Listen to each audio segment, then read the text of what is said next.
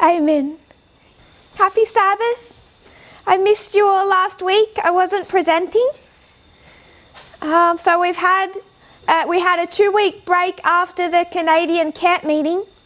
So this is a bit of a continuation from both the camp meeting and also what was taught prior to the camp meeting, that series we were working through in Australia.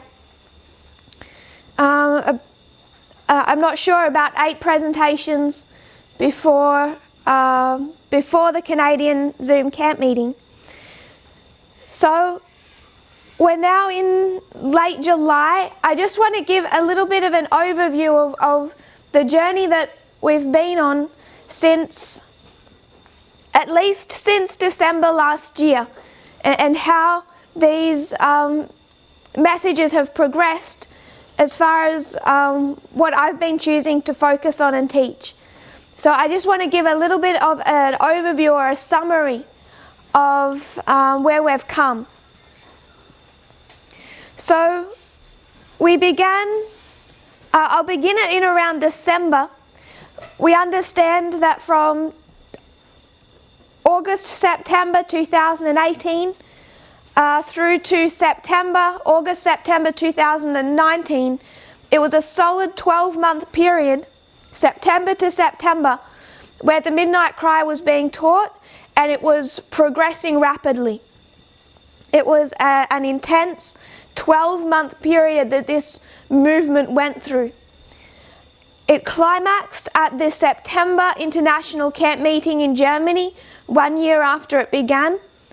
And it was there that equality was taught the most comprehensively. Also there, we reframed our understanding of the Sunday law crisis, linking it to equality. It was the increase of knowledge of the early rain for the 144,000.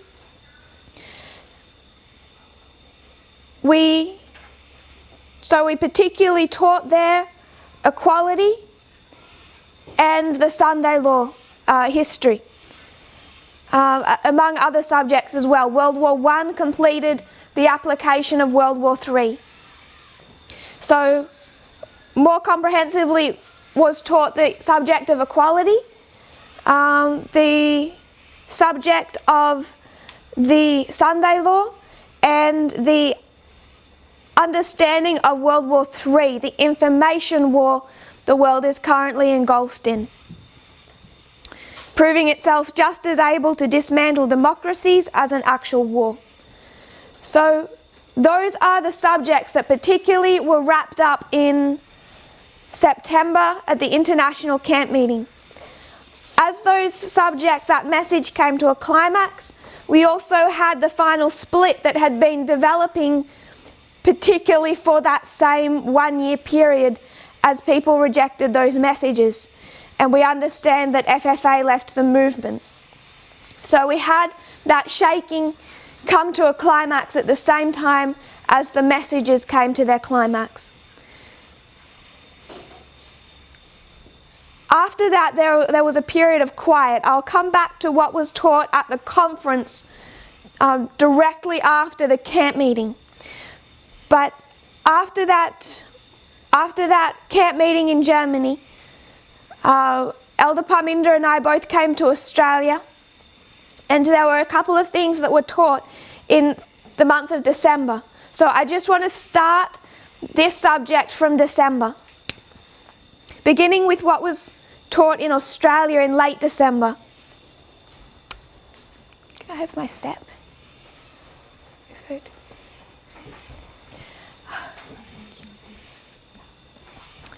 So in Australia in late December, there was a few presentations that were there taught, and it was particularly wanting to go back over the year that had just been, from January to that period in December 2019. So those meetings, late December 2019, it wasn't the camp meeting. The camp meeting, we discussed the counterfeit. That began to also be developed, as it will continue to develop. the understanding of the papacy and the meagre history of the papacy. That was further developed at the Australian camp meeting. Putting that to one side, I want to talk about late December. And what we discussed in late December as a group in Australia was what had occurred, the external events from January to December 2019, and how they fulfilled the expectations that had been taught, particularly when it comes to raffia, the fight between the United States and Russia over spheres of influence. And we titled this Dispensational Bookends.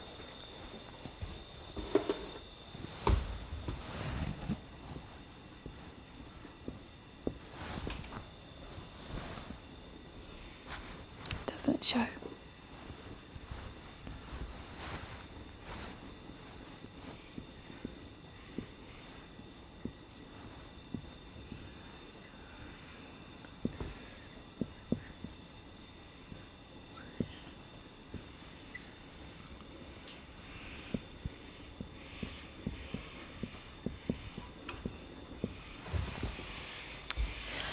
I'm not sure if everyone is familiar with a bookend.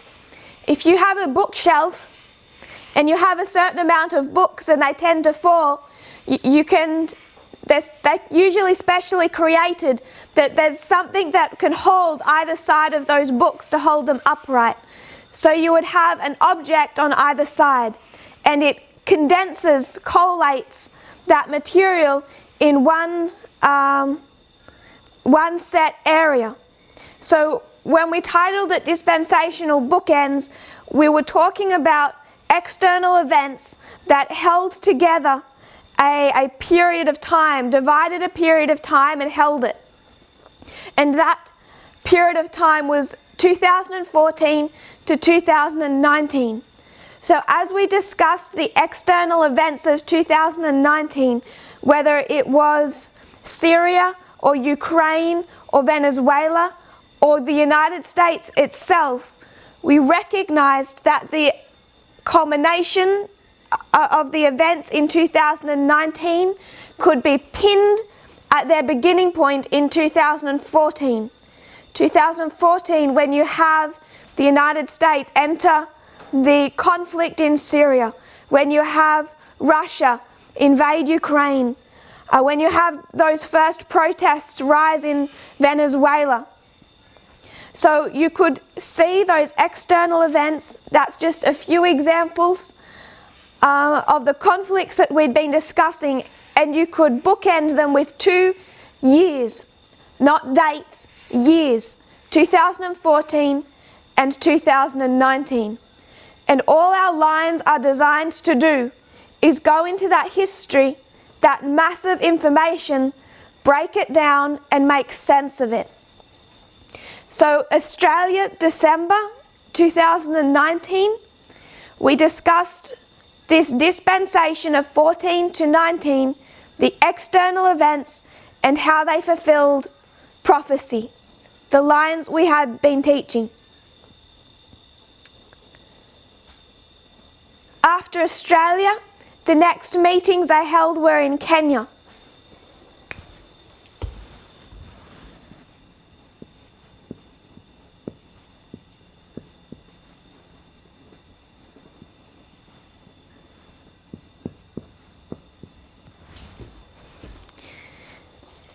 And what was taught there, it was a number of things, but particularly it was what was taught in Australia retaught more comprehensively. So again, it was the dispensational bookends, those external events. That was December to January 2019 into 2020. After Kenya came Uganda, school and 2 camp meetings.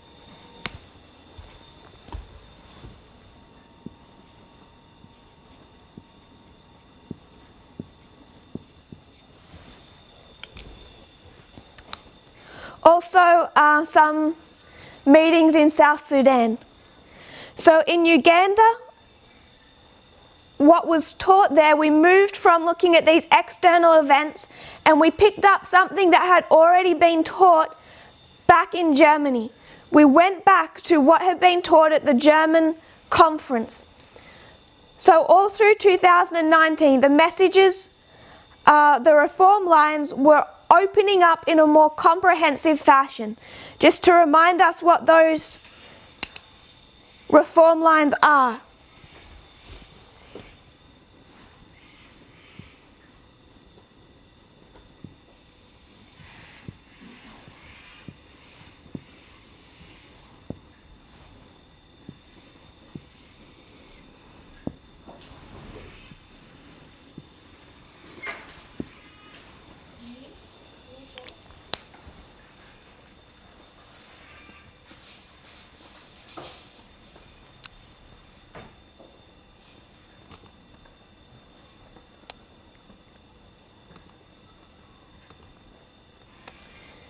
Our reform lines, the Alpha and Omega histories of ancient Israel.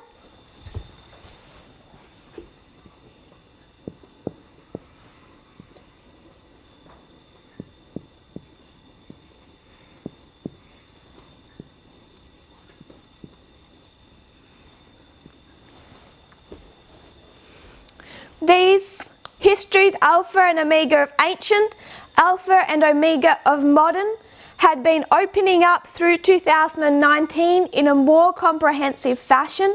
They were the foundation of this movement given in 1989. But we saw them more clearly. They weren't taught through 2019 because they didn't seem to be immediately relevant or needed. As soon as the shaking began to happen, it was recognized that these reform lines were crucial to understanding the internal experience that this movement was going through. And what was particularly taught, all of these were taught at the German conference in, I think, only one presentation. But all of the three, Alpha and Omega of ancient, Alpha of modern, were brought down to our own history to explain where we were on the reform lines.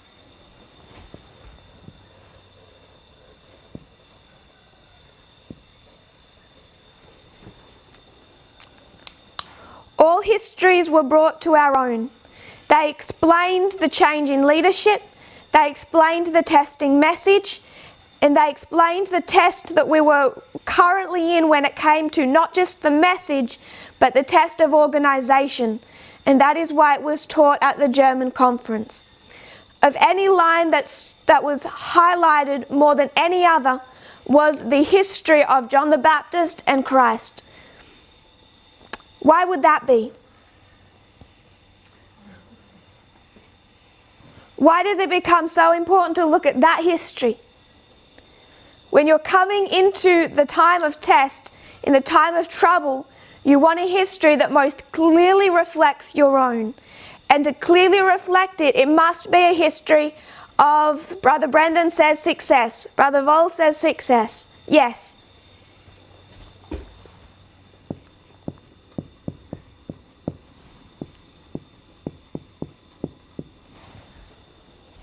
So that reform line explains what to expect when the first group called is faced with a test and a disappointment in a history of success.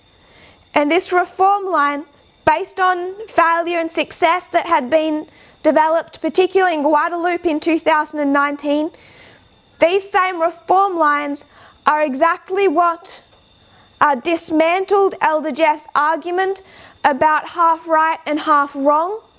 They became relevant to dismantle his attacks in September of last year. And that is why they were opened up in such an extensive fashion to this movement right on time.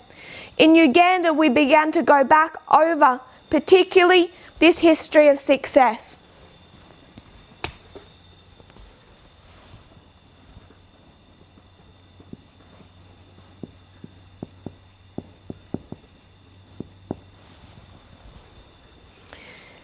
because it continued to explain our present experience. So just to very quickly remind ourselves,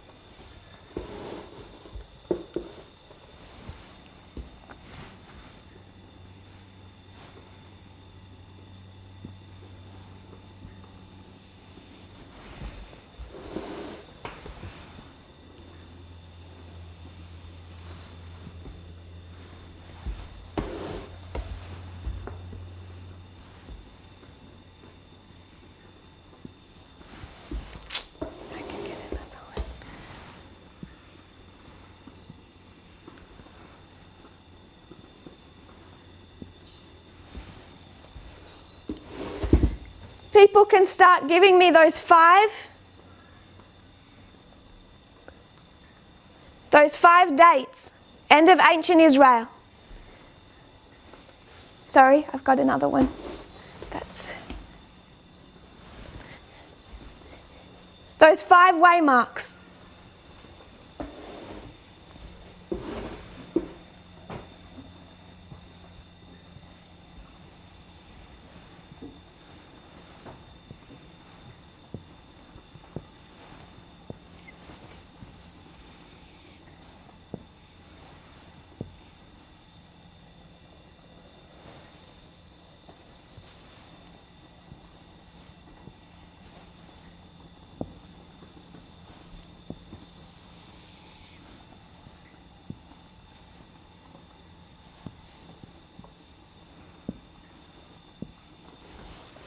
Top 5 waymarks.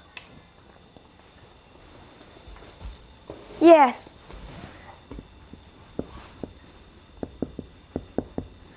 The birth of Christ.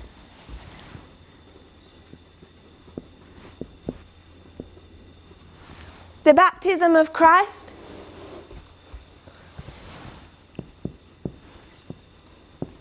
What's this waymark? We'll work our way through this history progressively. You have the birth not just of Christ but of John the Baptist, both born in 4 BC. Then you have Christ's baptism.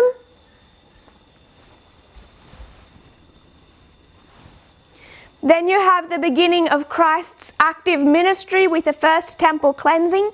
This is where the leadership of a movement is transferred from John the Baptist to Christ.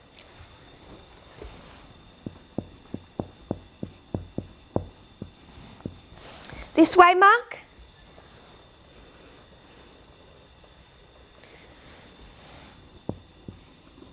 That's Christ's ministry. And then we come to the cross.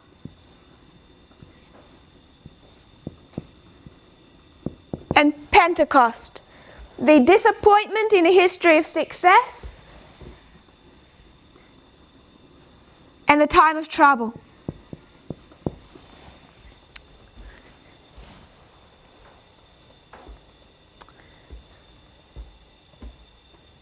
You have the harvest for a first group called. They're trained as teachers. They're shaken. They go through the furnace. They're prepared for service. At Pentecost, they go to work.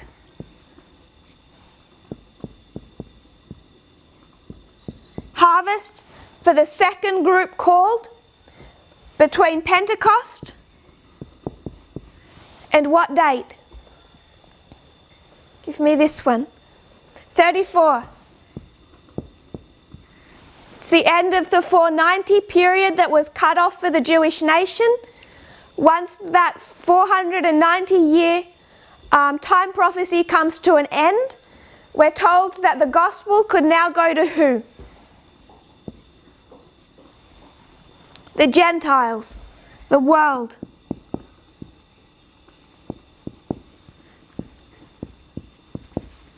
From 34 AD to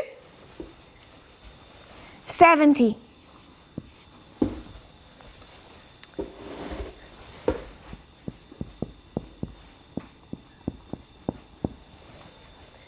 Each period, each group going through a time of trouble. But we recognize the 144,000 and their role as teachers that are trained from the time of the end. As they're trained from the time of the end, some fall away. The symbol of the 144,000 at that group is which disciple? John the Revelator. He, after 70 AD, enters into his own time of trouble as that symbol. There's a death decree. They try to kill him. They can't. He is banished to the island of Patmos. And then what does he have? The privilege of witnessing. Ellen White describes it as Christ's second advent. His return to earth, down to the island of Patmos to speak with John.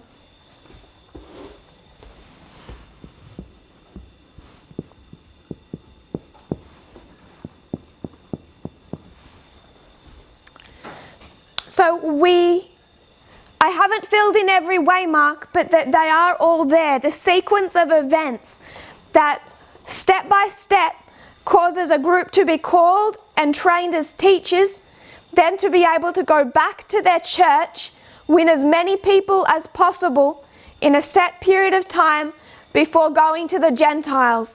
Now at this waymark, 34 AD, this is the Sunday law.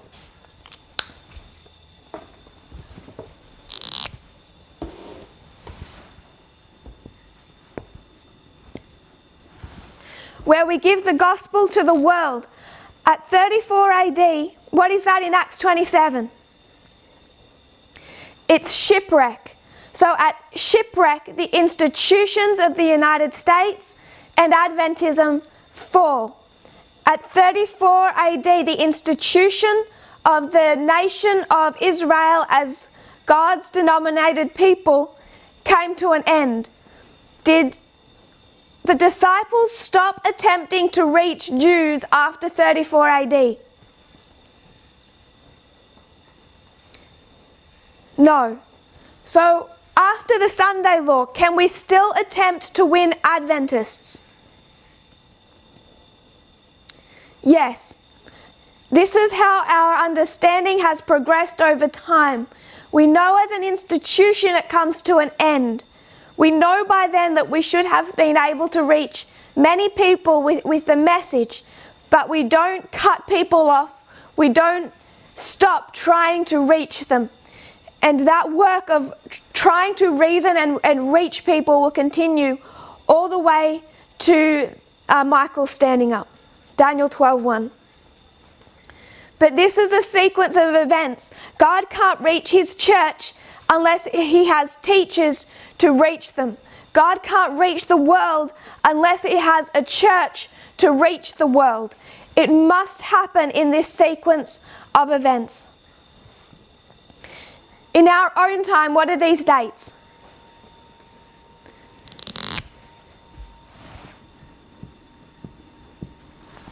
(1989), the time of the end. 9/11.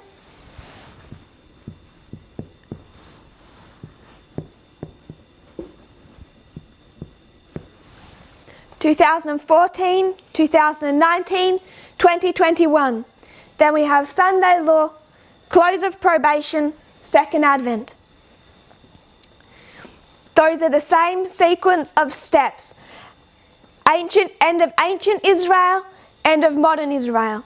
History of success, history of success. So when we want to understand what this difficult time period looks like for a people that are actually succeeding, where do you look? You look to that history of success. And that is what was taught from the German conference through the studies in Uganda. It was then taught in Brazil.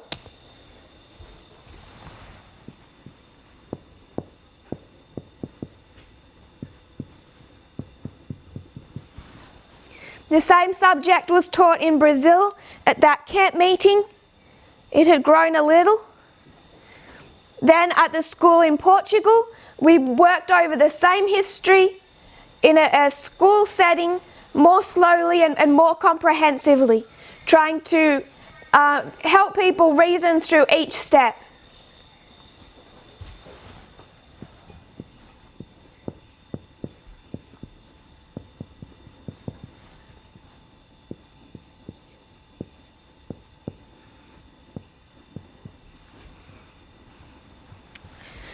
Towards the end of the school in Portugal, we moved from this line, the history of the Omega of end of ancient Israel, to the beginning of modern Israel. We began to talk about our Alpha history.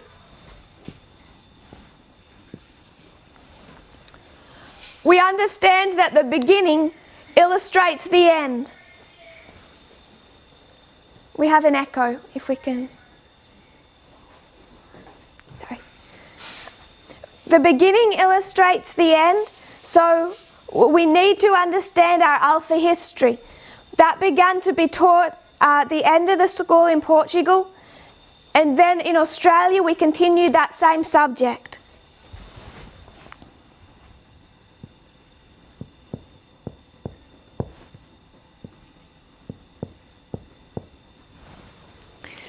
And what we did is we took an overarching look at Protestantism from 1798 to the present day.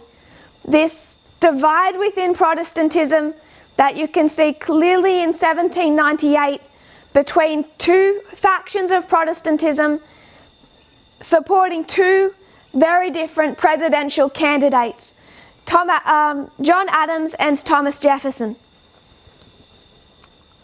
And how that split continued and grew through, particularly through the history of 1843, 44 and 45, the split of the three largest denominations in Protestantism over the subject, mostly over slavery, particularly the Baptist Church. You had the beginning of the Southern Baptist Convention, and how that split was also continued to be mirrored through climactic external events since that time period, whether it was the forming of the League of Nations or it was the civil rights movement. There's continued to be this kind of divide within Protestantism. And we went on a few detours there too. I want to just sum up this history of the end of ancient Israel and make a couple of points before continuing. Why has this history been repeated and repeated and repeated? The reason it has been repeated so frequently, in so much detail, is because many still do not see the danger that this history is warning us of. What it does is it shows us that we are in two places on this reform line.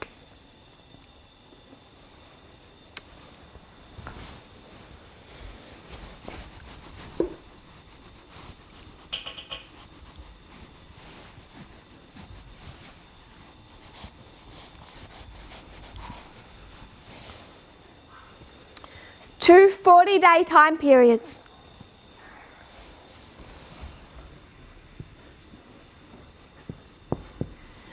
We have 40 days here after Christ's baptism, the 30 years of training to be a priest. We understood that originally as 1989 to 2019.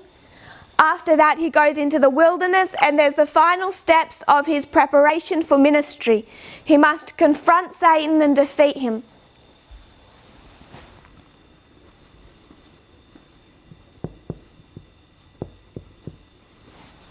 We have the 40-day time period after the cross, the time of trouble for the first group called. So we can take these two 40-day time periods and we drew two different lessons, two different tests. If you want to put it that way, two different ditches on either side of the road.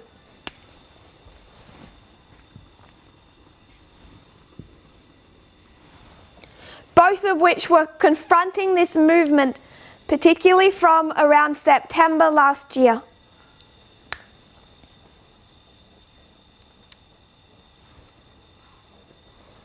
I won't repeat those studies. Everyone who followed the camp meeting that was done for Canada watched the final 2 presentations and should be familiar with what these 2 40-day time periods were designed to teach us.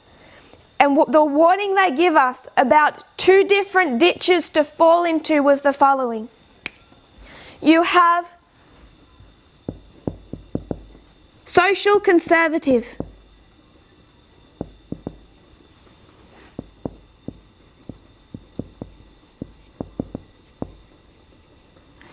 And morally liberal. And this is when we spoke about the reforms. The true path that we were meant to follow is one of equality.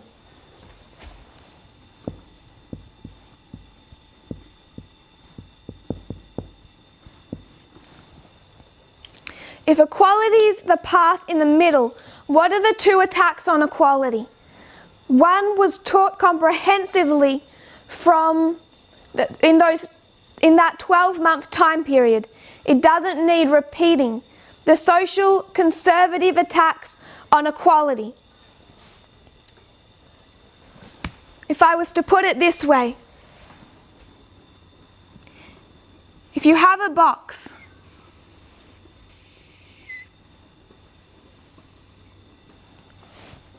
and you say this box is full of people,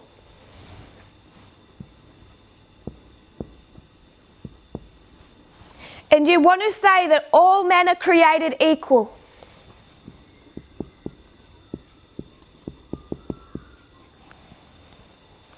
what the message did is highlighted, as you would a torch, it shone that beam on 3 specific areas where there have been repeated, systemic, centuries-old failures to treat people with equality. And those 3 areas were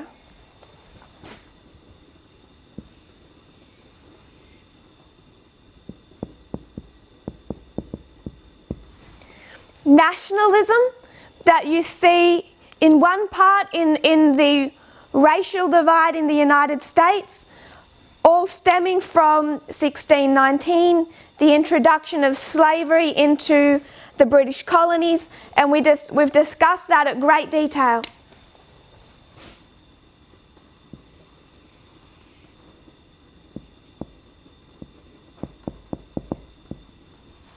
The issue of sexism, we've described that at great detail.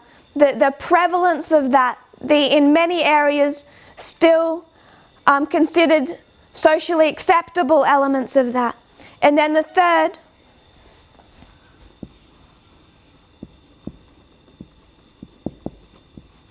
LGBTQ, how people are dehumanized, how the rights that a society should grant them, a society that separates church and state, such as the right to marry, have not been respected. So we discussed these 3 areas where society and God's people have so prevalently failed to treat people with social equality and respect. Since that time, since that message, we've been teaching about these 2 sides. This argument in the movement between moral liberalism and social conservatism. And what I've been trying to demonstrate is the problems with both. Rejecting social conservatism does not make us morally liberal. To say it a different way, to say that black and white people should be treated with not just equality but equity in the United States does not equal I can wear what I like, drink what I like, speak how I like, watch what I like. That is moral liberalism. And the way that this idea about freedom has been connected to the message of equality is incorrect. And that was taught at the meetings 2 weeks ago, and has been taught particularly intensely since Uganda. what I want to, it's not the subject, this is still the introduction, by the way. What I wanted to highlight was a particular problem with this side, this moral liberalism. People think that I've always been a conservatively minded person. It's amazing how those who claim that people judge quickly and jump to conclusions, judge quickly and come to conclusions. When it comes to these things, for example, high heels, I wore high heels so often that when walking barefoot, I would almost always walk on my toes. That was just the way I was accustomed to walking. I didn't walk on my heels because I'd worn high heels so extensively. I wouldn't leave the house without makeup. All of those things I understand, I have participated in.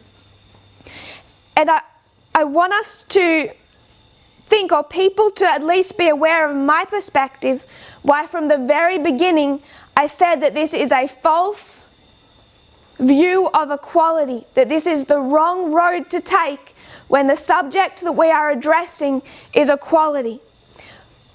I really didn't like it in my younger days of wearing very little, when people would say I did that to get the attention of men. That's an argument people make. Oh, you're only wearing makeup to get a boy's attention. It's not a true argument. It is true that women dress for themselves, to dress to satisfy themselves, to satisfy other women. Don't want to make this all about women. Men do that too. But the reason that I would wear high heels was not to impress a boy. It's because I felt empowered. It gave me a sense of power and authority. And that is a false type of power. Men do not have to stand in Congress in thick makeup and high heels to speak with power and authority. This is a twisted form of equality. Whether it is the way we dress, high heels, earrings, makeup, all of those things, if we were to truly understand what God means when He says men and women are equal, we would see that not only do we not need those things, but that those things undermine our own equality. That's how they have been developed over time. So it's not saying that this side doesn't get equality and this side wants equality and more. Neither side understand equality. And to even have the feeling, I would feel more confident if I was teaching now in high heels and makeup. I know I would feel more confident because that sexism, that insecurity is instilled in me as a woman from the time that you're born. We're not teaching that those wearing earrings or makeup or participating in these things are evil people. That we're not teaching that they are in any ways disgusting or revolting or anything so ugly.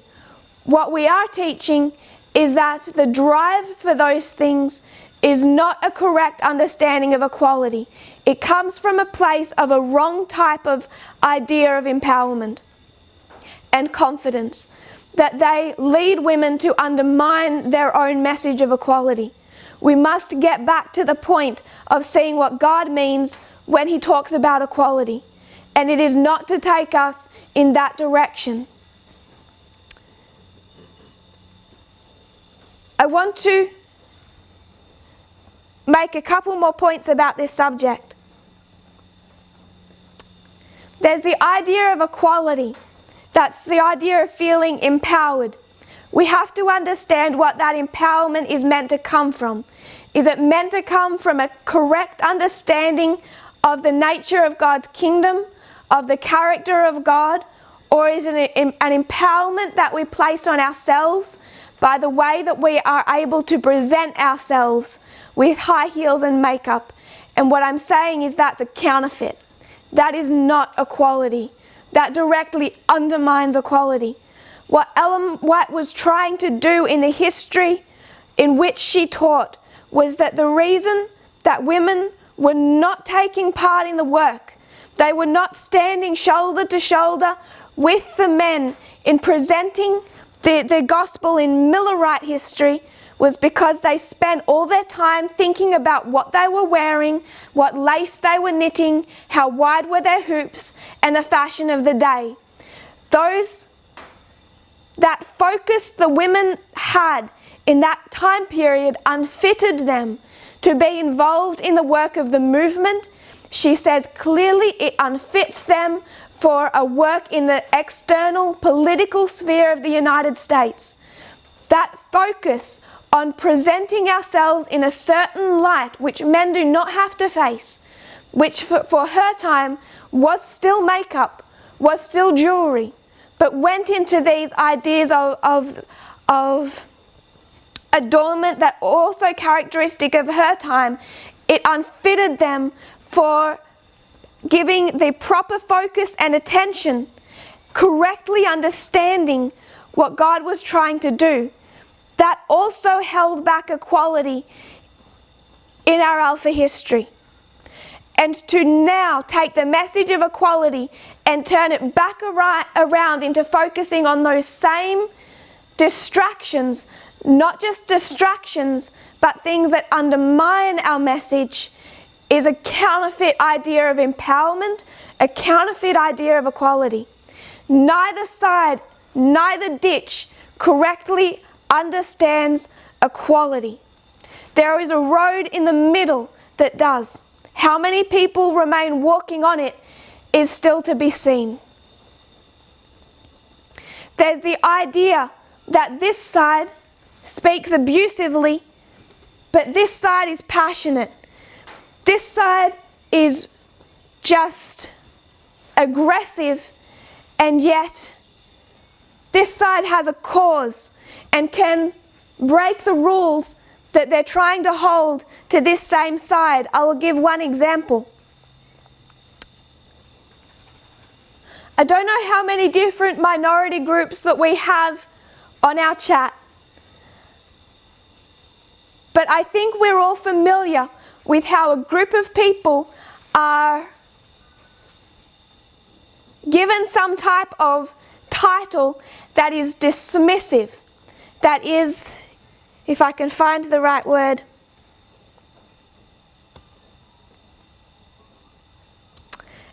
perpetuates a stereotype, creates and then perpetuates a stereotype. This has happened all through history. If someone is a black man, they might find just one word or one phrase that puts all of them together and just denigrates him, dismisses him. This happens with women. Something like even an adjective like she's just bossy that might be said to a female politician that wouldn't be sent to a male. Those types of words, actually words that Donald Trump harnesses and uses, that with just either one word or at least something that can fit in a tweet can stereotype and disrespect an entire class of people. He does that with the black community when he continually refers to key black people as uneducated or somehow inferior in their intelligence. He does that so often to just a particular group of people that you know that is actually creating a stereotype to diminish an entire subsection of society. Does that with women, does that with black people, does that with China. It's a tactic that they use. You black person, you woman, I'll give you a new one, you Karen. Do we not realize how incredibly offensive that type of messaging is? I want to read to you an article. Her name is Karen Strickler. She is president of the Vote Climate Political Action Committee. President of the Vote Climate Political Action Committee, what side of the external stream do you think she's on? Not Donald Trump's. The side that's willing to believe that climate change is an issue. She wrote an article for The Hill. It's an opinion contributor. She says, as a woman with the name Karen, I take personal offense to the cultural Karen stereotype and moniker. My response to it was visceral, and I need to speak up. I can already hear people saying, how Karen of you. The misnomer Karen might be a convenient shortcut to explaining the profound problem of racism and white entitlement. But it raises another problem, profound problem.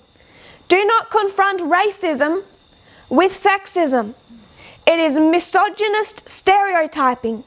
Every nasty woman becomes a Karen. The term is often paired with other sexist put-downs like shrill or loud-mouthed. Calling a woman a Karen is simply another way of controlling women and their behaviour, telling us to be quiet and stop complaining. It legitimizes misogyny. I speak out about injustices, equal rights, and climate change. My view is on the other end of the political spectrum, but I'm sure that my opponents, Donald Trump's side, would prefer too that I was quiet. I will not be quiet. Does that make me a Karen? In their eyes, probably so. Some say this is not discriminatory because it applies to white women of privilege. Whatever its origins, Karen has turned into a pejorative directed only against people of a certain age, race, and gender, making it a slur by definition. Such an eponym serves no more useful purpose than any other offensive stereotype. In my own case, for example, although I am a middle-aged white woman, I do not use such privilege to victimize other people. Assigning an anonymous Karen moniker also lets other women who are behaving badly off the hook.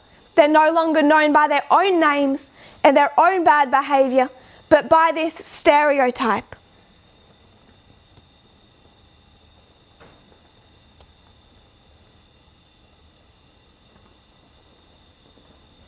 I am told I should keep my feelings to myself and not take offense, since the designation is clearly not meant for me.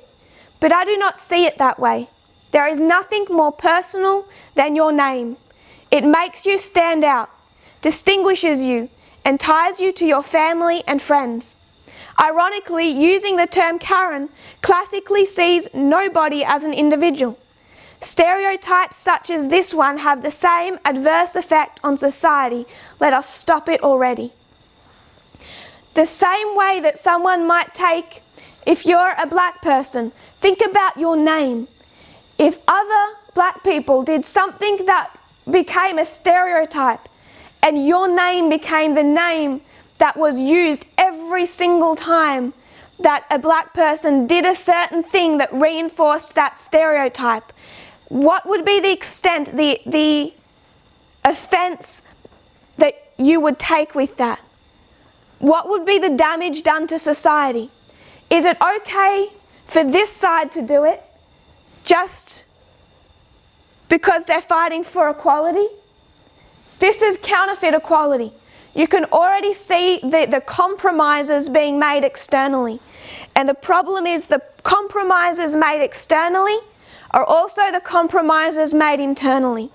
What you see externally, you find internally. This side does not see equality.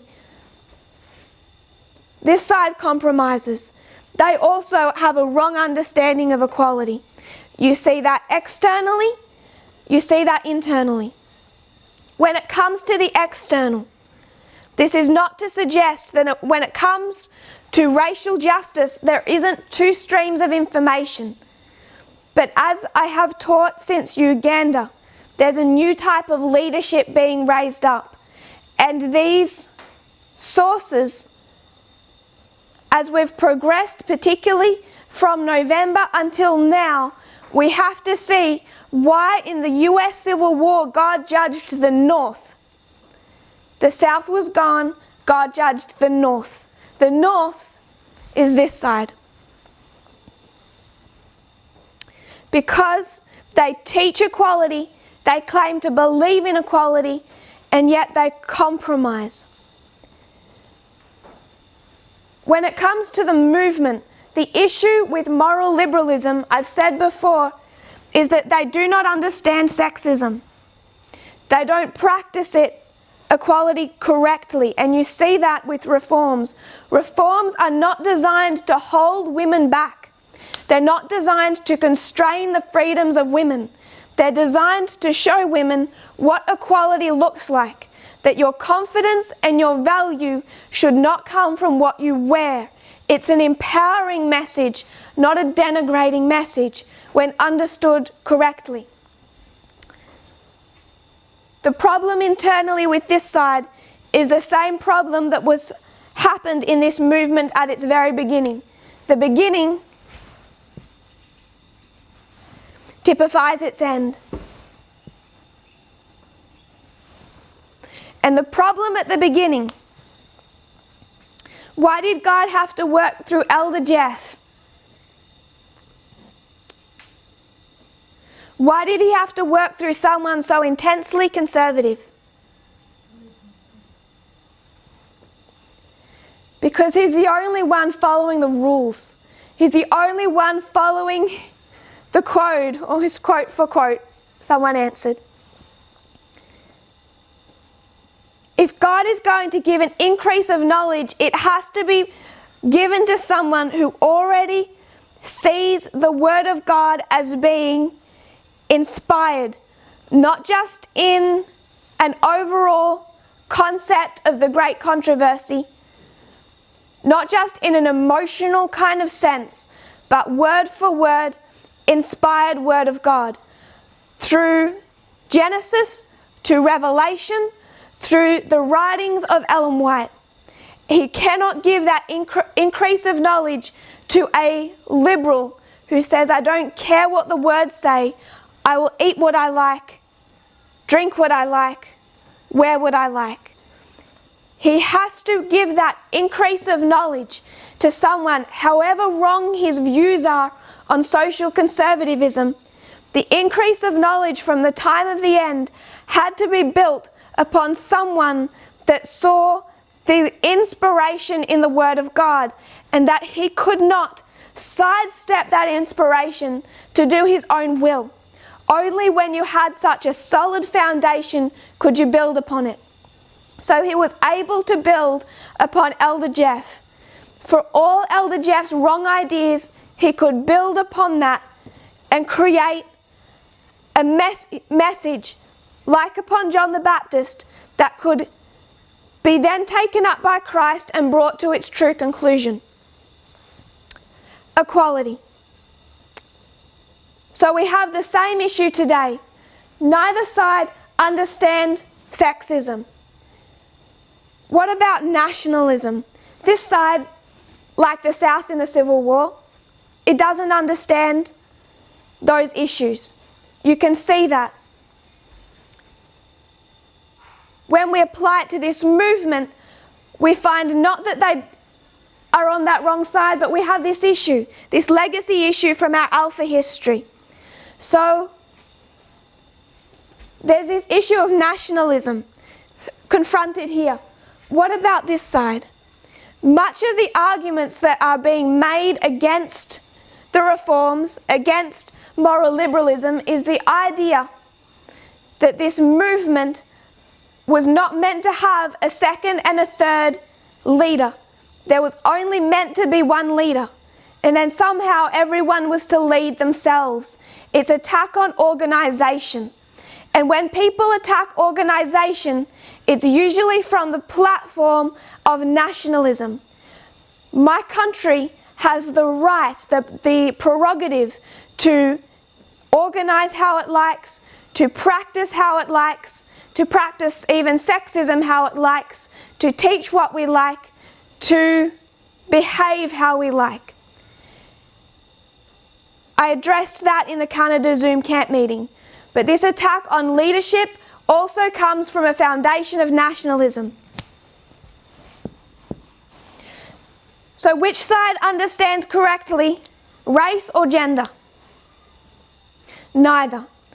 The problem that we face is the same that we found in our Alpha history. This side doesn't understand race and gender. This side doesn't understand racism and sexism. However much they might defend race with claims like Karen, it demonstrates the inability to understand equality. Externally and internally. So when we come to this box that I've drawn here, these are the two areas where we fail the most systemically. Not just now, but I'm talking about the last 6,000 years of history. These are what God had to shine a spotlight on and continues to. But if you can't get equality here, can you get equality at all? No. So this side doesn't get equality, this side doesn't get equality. This side uses unkind language, this side is downright abusive. Neither side are practicing appropriate respect and equality. And the problem that we have as leadership in this movement is which side actually follows leadership. Same problem as back here. It's this side that doesn't follow and accept leadership within this movement. And as long as they don't accept and follow leadership within this movement, to what extent can we actually help them?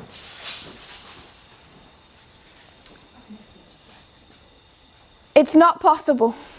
It's not possible to reach people that already have no faith in Elder Parminder and myself as leaders.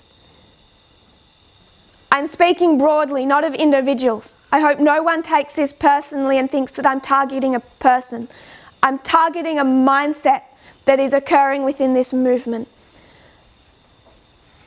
It's not possible to bring people back around to the true path if they already have no faith in the leadership of this movement and in organisation.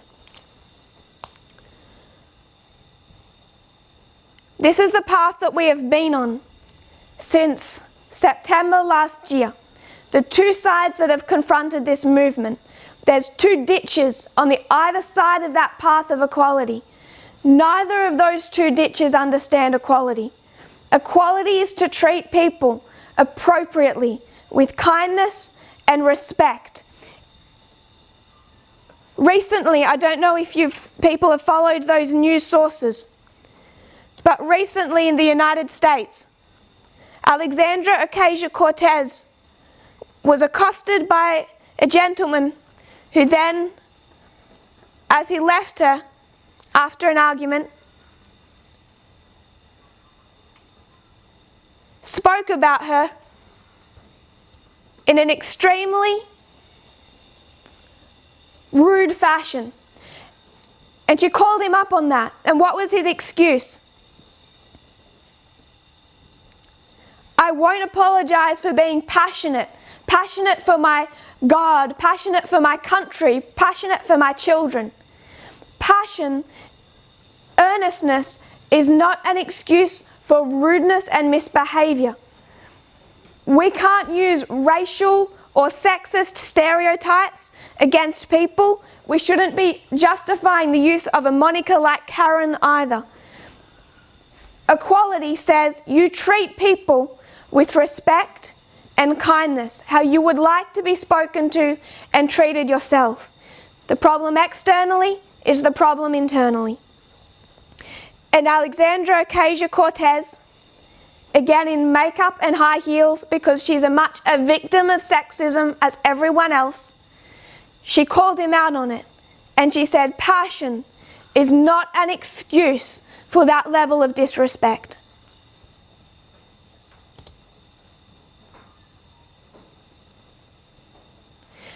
There is a path down the middle of these two ditches. What everyone needs to understand is how to find it for themselves, how to practice good behaviour. There is still a problem of this conservatism within the movement. There are still issues of tolerance towards people who are different to ourselves. I am not denying that that is an issue. What I'm saying is that so is this, and neither side is practicing correct behaviour towards the other. The only hope that people have, as I said all through the Canadian camp meeting, is go back to the lines. Those lines will tell you where you stand. They will tell you how to behave, not just in your personal life, not just in your church life. They will teach you how to view this movement as an organisation. They will teach you how to view external events on both sides of the political spectrum correctly and how to respond to those events correctly. Those lines keep us in the dead centre of that pathway. You let go of a line, you go into one ditch or the other ditch. Either ditch is not safe. Either ditch does not practice equality.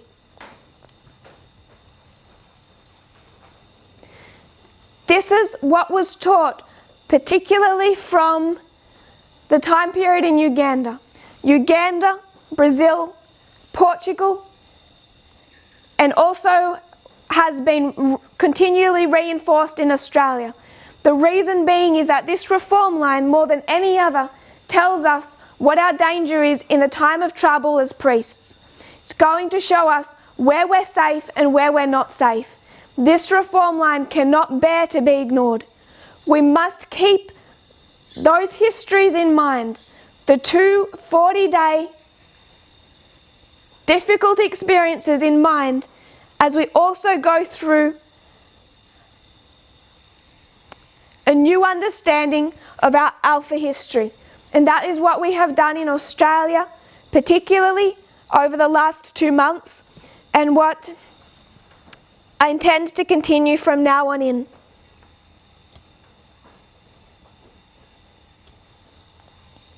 So we only have a short amount of time left.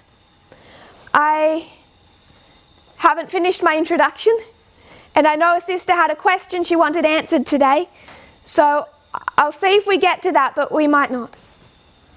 It might be next week.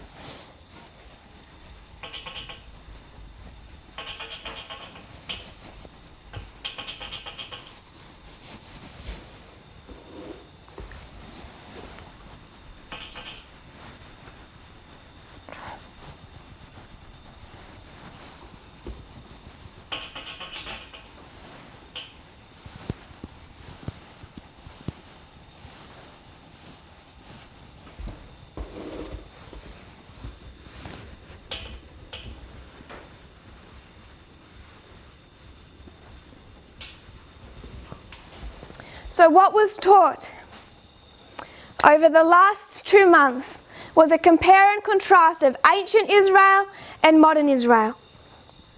The three histories of ancient Israel.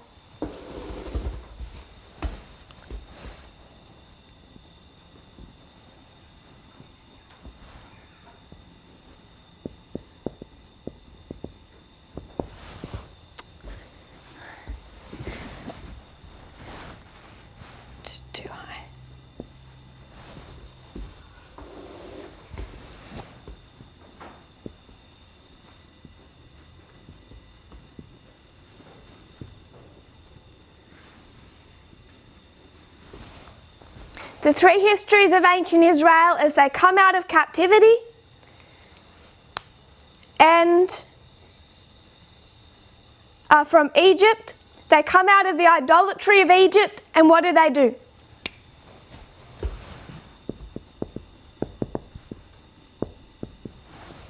They create an Apis bull. They hold on to that paganism. They come out of Babylon. They have lost their idol, but they have the same mindset of the kingdom of God. So when they come out of Rome, what problem do they have? The same idolatry. They didn't rid themselves of the idolatry. And that's why even though there's no golden calf in Jerusalem in the time of Christ, they still failed because of their idolatry.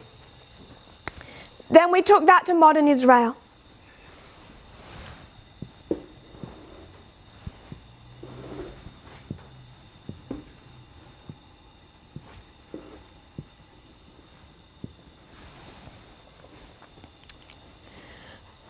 Modern Israel, beginning with our Alpha history, Millerite,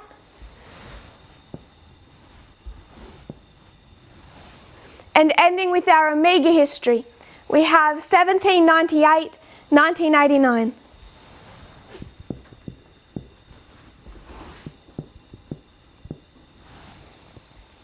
And what we have is failure, failure, success. Failure, failure, success. Ancient Israel held on to the mindset of paganism about the character of God. It caused them to fall in the end at the same time as a new movement was raised up. Modern Israel has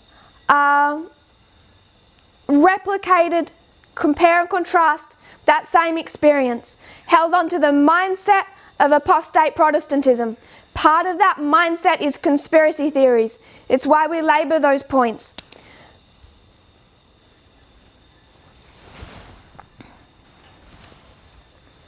It's why at the Sunday law we understand the institutions of Adventism will be shipwrecked. So we have two histories of failure. Alpha history of failure, Millerite history. 1888 history, also as a history of failure.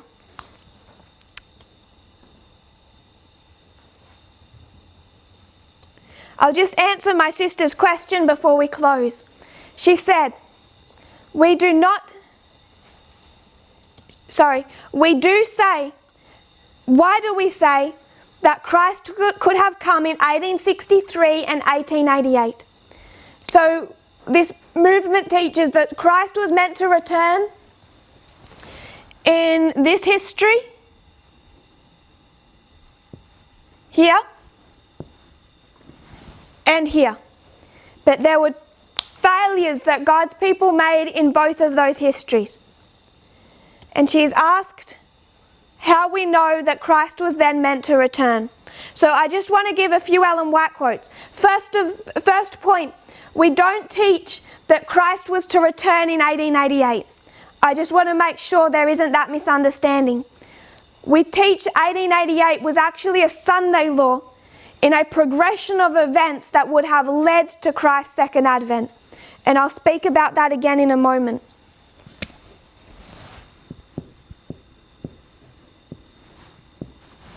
So Christ was to return here. He didn't because of God's people failing. Christ was to return not in 1888, but in the sequence of events that 1888 was a part of. And we'll see Ellen White says just that. So to give a couple of quotes, Evangelism 694.2.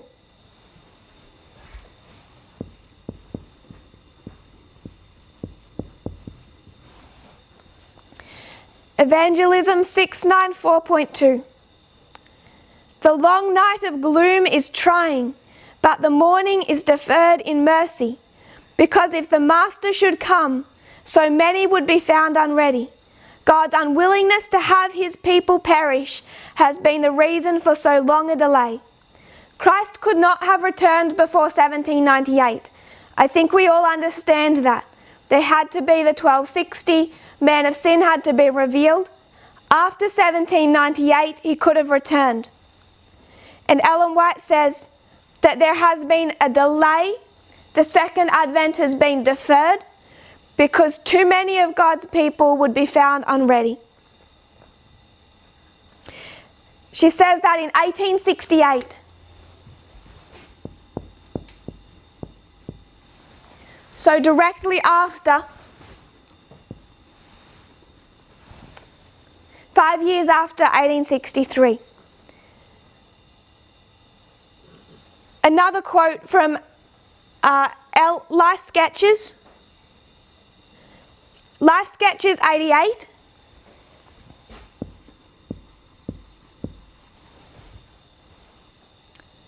Three, two, one.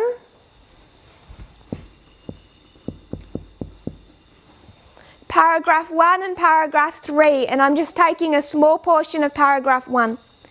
A conference was held at Battle Creek in May 1856.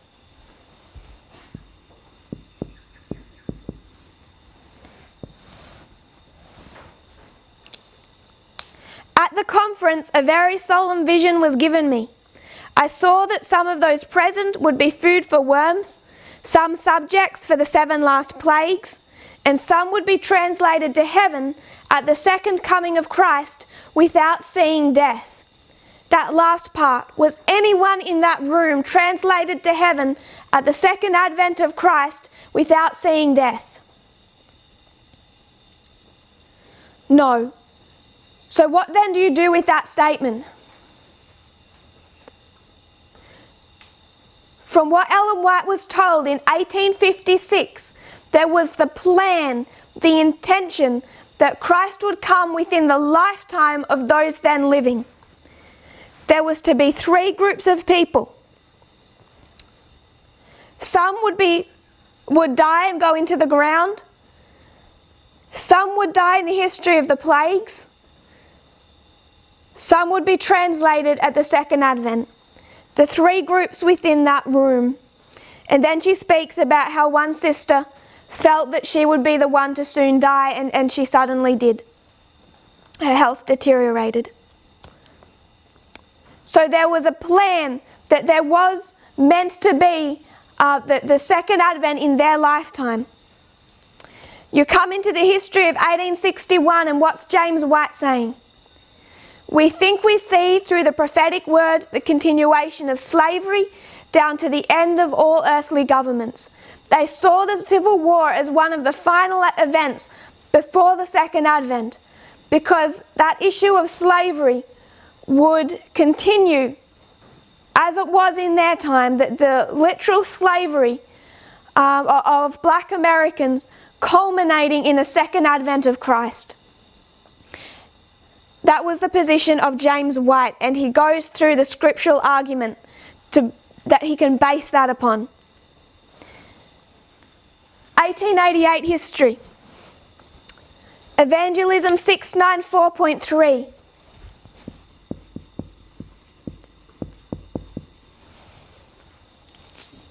And 4. The work might have been done had the purpose of God been carried out by his people in giving to the world the message of mercy. Christ would, ere this, have come to the earth, and the saints would have received their welcome into the city of God. I know that if the people of God had preserved a living connection with him, if they had obeyed his word, they would today be in the heavenly Canaan. Those are 2 quotes from 1900 and 1903.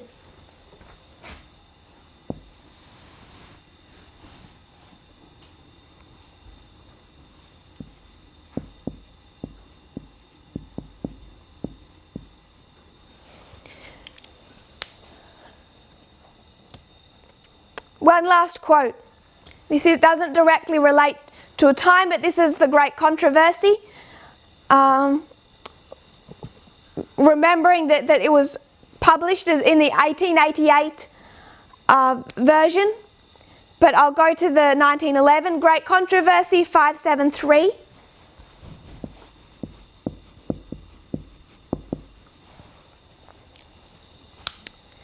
In the movements now in progress, she's talking about the Sunday law movements that occurred in 1888.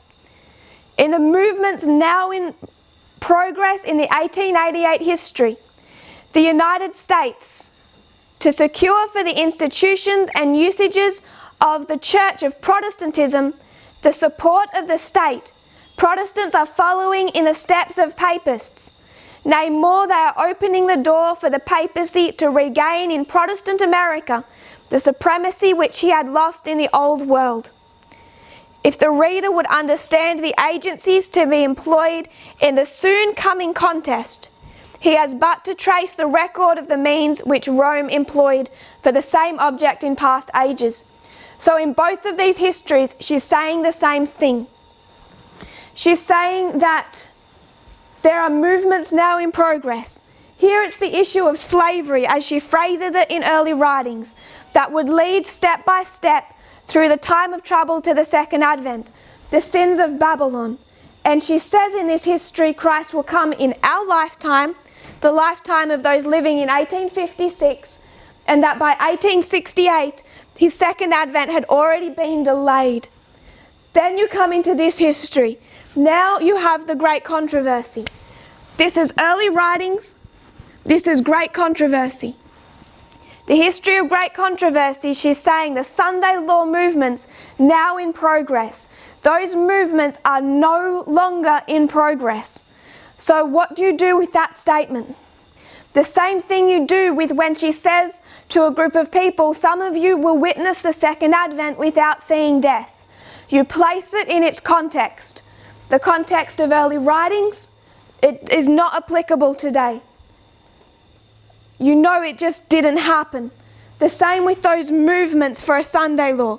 Didn't happen. Failure and failure. The soon coming contest where those Sunday law issues, Sunday law movements would have led to a crisis as described in the Great Controversy did not happen, did not fail. So one final point before we close. I'm done with my introduction, almost. In this 1888 history, what was meant to happen?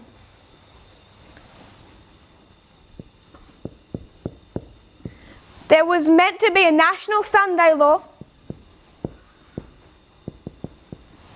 sometime after 1888.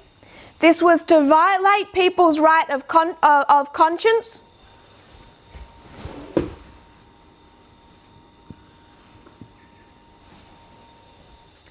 Then there was to be a close of probation, a death decree, and a second advent. So the issues, the movements in the United States were to lead on to a national Sunday law that violated people's rights of conscience. They were to face increasing persecution for keeping the Sabbath. Then probation was to close. They were to enter into a time of trouble. There was meant to be a death decree for Sabbath keepers. Those cataclysmic external events that would have destroyed the United States as a republic, they didn't happen. Why? Why didn't the cataclysmic external events occur?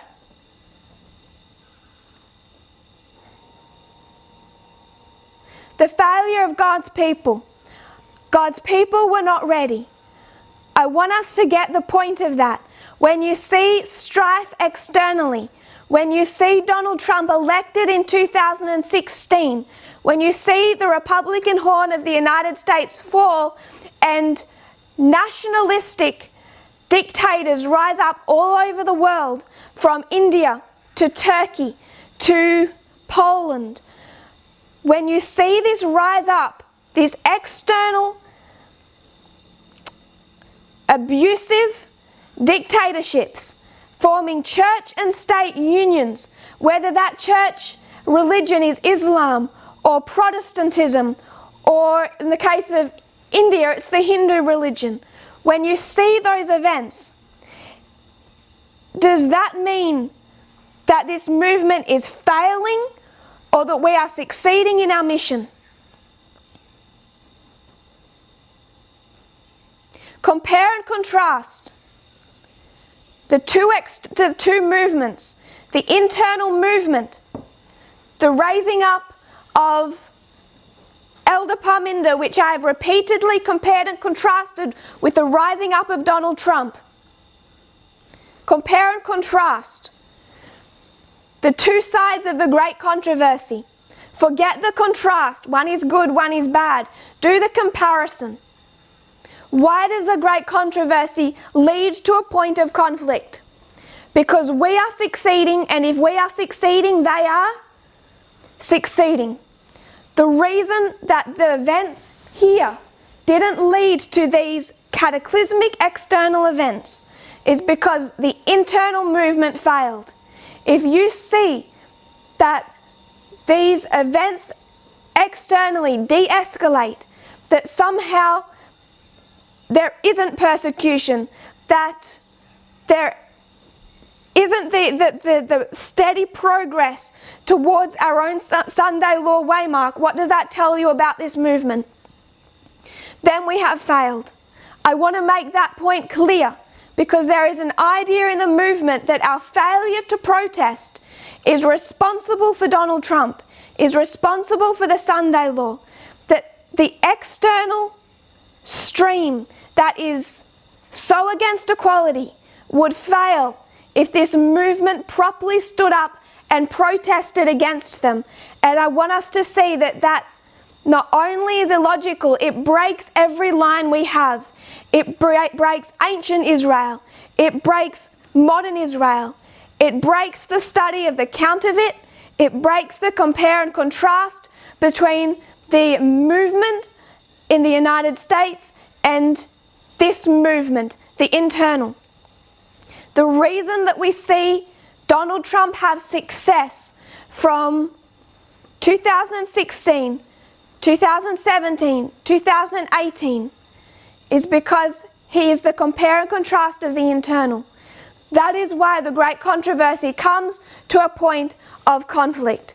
You can't have that final war unless you see that both sides develop the strength to wage that war. So in conclusion, because I'm over time, what I've done is given a revision of how the studies have progressed, just the ones that I have taught from Australia in December, from the counterfeit to the dispensational bookends, the external fulfillments of raffia within the spheres of influence, then gone into this history, the Omega of ancient Israel, the three groups, and then the 144,000 that you find in their own time, breaking that down to identify where we are on those reform lines, both as it relates to us as the first group called, and as it relates to us as priests, as the priesthood.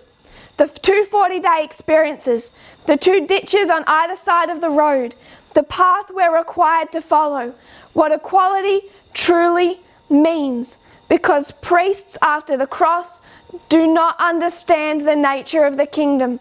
It has to be reinforced and reinforced. At the same time, people are tested on whether or not they will listen to leadership at all. The same time we go through that crisis, we start to look at the beginning of modern Israel. Already it reinforces the fact that this movement is to organize. We taught that at the Canada Zoom camp meeting. This was all meant to be an introduction to explain Millerite history and to begin to have a deeper look at its structure as a reform line. We did a little detour at the end because I wanted to answer a sister's question about why we know Christ was meant to return in the history after 1888 that directly related to the movements of the Sunday law and the history of 1863, early writing slavery. I've done that just very quickly. I haven't built the structures from early writings and great controversy to reinforce that point. So if my sister or others have questions on that, I would recommend the presentations where the structures are based on the chapters, the sequencing that Ellen White places in those two manuscripts. I made a second point, that the reason there will be a Sunday law is because at the same time we are fitted to go to the world, who else is fitted to go to the world? Another movement that creates a national Sunday law that is ready to take down worldwide. This movement is prepared also with a message to also spread that worldwide. Sunday law, two movements. We succeed, they succeed. We fail, then we really will have peace externally.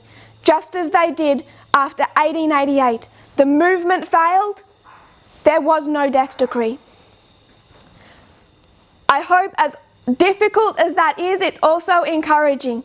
It shows that these external events, the external persecution, is another evidence that however hard it is, we are fulfilling our role. We are on the right path. We need to consider what that path looks like. If you kneel with me, we'll close in prayer. Dear Father in heaven, thank you, Lord, for our blessings. Thank you for how you have guided us step by step for over 30 years now. Lord, we know that you have opened up light to your people through these reform lines, and we still see them open up. There's still much to be explored and understood. I pray, Lord, that you will anchor us, anchor each person on these reform lines, that not a soul must perish.